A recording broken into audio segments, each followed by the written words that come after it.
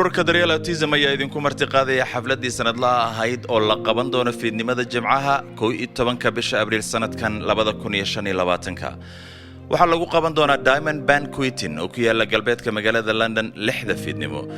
tigidhada waxaad kala xiriiri kartaa telefoonka 0772924363.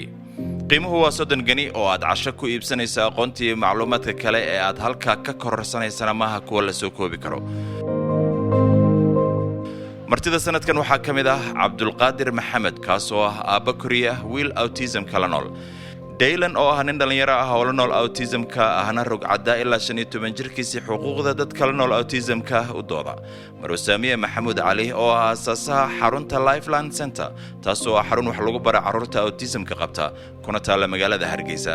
sidoo kalena ah asaasaha Daryeel Autism. Cabdi Cumar oo ah maamulaha Limitless Minds Group oo codkiisa ku soo gaarsiiyay dadka computerka. Cabdi waa halgamaa aad ugu dooda xuquuqda dadka naafada ah. sidoo kale martida waxaa ka mid ah Sheekh Mustafa Cali oo ah sheekh bulshada baraarujiya nasiib wanaag madashan xiisaha badan. waxaa daadihin doona wariyaha rugcadaaga ah Mawlid Xaaji Cabdi. fadlan nagala soo qayb gala mahadsanidin.